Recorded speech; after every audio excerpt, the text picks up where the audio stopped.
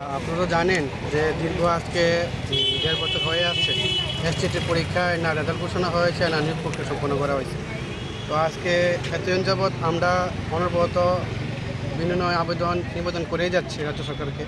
আজকে আমরা সবাই রাজ্যের বিভিন্ন মাথা থেকে এসে মিলিত হয়েছে এই জায়গায়, বাধ্য হয়েছে একবার বলতে গেলে টেবিলের সামনে জড়ো হতে যে আমরা রেজাল্টটা কবে নাগাদ প্রকাশিত হবে এবং যে যুক্তি প্রক্রিয়াটা সেই যুক্তি প্রক্রিয়া কবে নাগাদ দেওয়া হবে, সম্পন্ন করা হবে।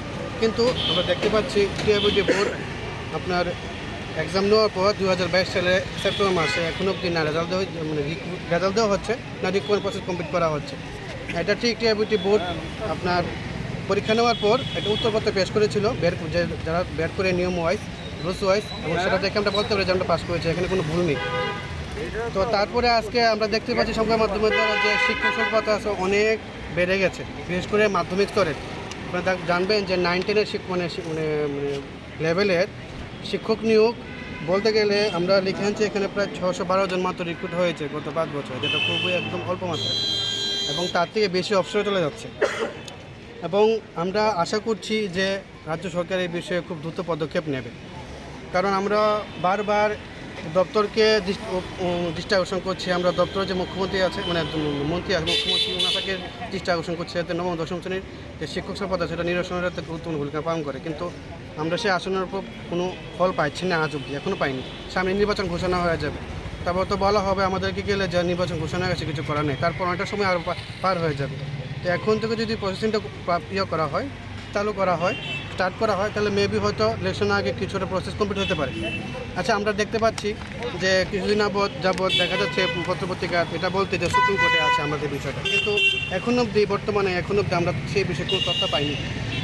আপনারা সাংবাদিক মাধ্যম দাদা ভ্রমণে আপনার কাছে রিকোয়েস্ট করবো যে যদি এই বিষয়ে কোনো তথ্য পাই দিলে আমাদের সুবিধা হয়, আমরা কৃতজ্ঞতা করব। কিন্তু আমরা এখন অবধি কোনো কিছু পাইনি এইসব বিষয়ে, যে সুপ্রিম কোর্টে কোনো এসএলপি হয়েছে, পিআইএল হয়েছে, কেস হয়েছে, কোনো আমরা কিছু পাইনি।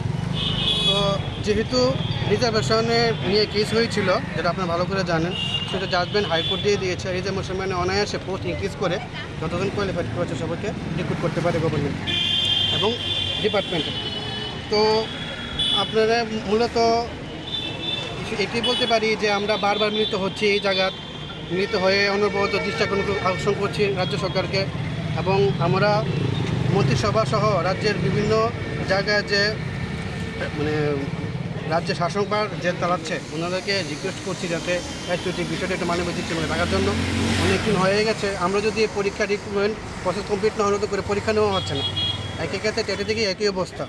তো সবাই বলে এটা চলমান প্রক্রিয়া, কিন্তু সেই চলমান প্রক্রিয়া আজকে স্তব্ধ হয়ে আছে, আজকে বহুদিন যাবত স্তব্ধ হয়ে আছে। আচ্ছা, এই 15 মাসের মধ্যে কবার আপনারা কার কাছে গিয়েছেন, কতবার ডেপুটেশন দিয়েছেন? ডেপুটেশন কতবার দিয়েছি সেটা তো অগণিত, সেটা বলা যাবে না, অনেকবার দিয়েছি। আপনারা দেখতে পাচ্ছেন আমরা প্রাক্তন যে শিক্ষামন্ত্রী ওনার বাড়িতে আমরা প্রায় গিয়েছি। আমরা তো আগে একজন শিক্ষামন্ত্রী পেতাম যে ছিল যে আমরা ওনার কাছে পার্টিকুলার বলতে পারতাম, কিন্তু এখন তো সিএম স্যার কথা এখনও পাইনি। আমরা অনুভূত বিভিন্ন মন্ত্রী তারে ঘুরছি, কিন্তু সবাই এটাই বলছে দপ্তরটা সিএম স্যারের, উনি সর্বোপরি উনি শেষ সিদ্ধান্ত নেবেন, কিন্তু আমরা কোনো জায়গায় গিয়ে কোনো সুরাহা পাচ্ছি না। যে কারণে আমরা এখানে আবার মিলিত হয়েছি। যদি রিক্রুটমেন্ট প্রসেস কমপ্লিট না হয় আমরা অনুভূত রিকোয়েস্ট করে যাব, কিছু করার নেই, আমাদের এসএলপি কোনো রাস্তাও নেই। আজকে কার কাছে এসেছেন? আজকে তো আমরা ডাইরেক্টরের কাছে এসেছিলাম, ওনাকে একটা রিকোয়েস্ট মেমো সাবমিট করবো, রেজাল্ট অতি সত্তর NC Sharma sir, second education director, ওনার কাছে রিকোয়েস্ট করবো যাতে as early as possible result declare করে নিয়োগ প্রক্রিয়া সম্পন্ন করে। এখানে আমরা সব মিলিত হয়েছি, এখানে রাজনীতি করতে আসিনি। আমরা সবাই বলতে গেলে এখন সবাই যারা এখানে বেকার যুবক যুবতী এসটি কোয়ালিফাইড 2022 সালের।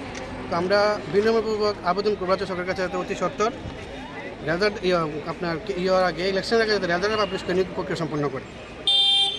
আমরা 17 মাস হয়ে গেছে, আপনারাও জানেন আমরাও জানি কি কারণে আসছি। একই কোয়েশ্চেন আপনারা করছেন, আমরা সেম উত্তর দিচ্ছি। আমরা এখন হতাশ, কী করব, কোথায় যাব এখন? আমরা 17 মাস হয়ে গেছে, আমাদের রেজাল্ট এখনও পাবলিশ হয়নি। আমরা এসটিজিটি কোয়ালিফাই করেছি আমরা সবাই, টিআরবিটি থেকে এখনও রেজাল্ট আমাদের পাবলিশ হয়নি। অথচ আমাদের পরে যে এক্সাম হয়েছে টেট 1 টেট 2 ওদের রেজাল্ট পাবলিশ হয়ে গেছে। আমরা শুনতে পাচ্ছি যে এটা আইনি জটিলতা আছে, এটাও নেই। আমরা ওয়েবসাইট খুলে দেখেছি, এগুলো কিছু নেই। এবং এটা শুনতে পাচ্ছি যে এটা সুপ্রিম কোর্টে বিচারাধীন আছে। আমরা সুপ্রিম কোর্টের ওয়েবসাইটে গিয়ে দেখেছি যে কিছুই নেই এগুলো, এবং এটা শুনতে পাচ্ছি যে এটা নাকি চলমান প্রক্রিয়া। কিন্তু চলমান প্রক্রিয়া কীভাবে হলো? 2022-22 এক্সাম হয়েছে, 23 এক্সাম হয়নি, এটা তখন স্থগিত হয়ে আছে। তো আমরা এখনও আশাবাদী সরকারের কাছে যে আমাদের যে এই যে এসটিজিটি যে এক্সাম যে হয়েছে এটা রেজাল্ট অতি সত্বর পাবলিশ করা হবে, এবং আমরা যা যা কোয়ালিফাই হয়েছি আমাদেরকে নিয়োগ করা হবে। আপনাদের মাধ্যমে আমরা দেখতে পাচ্ছি যে ত্রিপুরার প্রত্যেকটা স্কুলে শিক্ষক সর্বদা আছে, এমনকি স্টুডেন্টরা পর্যন্ত রাস্তায় এসে বসে শিক্ষকের জন্য ওরা আর্জি জানাচ্ছে। আমরা কোয়ালিফাই হয়ে আছি এবং আমরাও গভর্নমেন্টের কাছে আমরাও আর্জি জানাচ্ছি যাতে আমাদেরকে যাতে অতি সত্বর নিয়োগ করে এবং শিক্ষক সফলতা যাতে দূর করে ওনারা।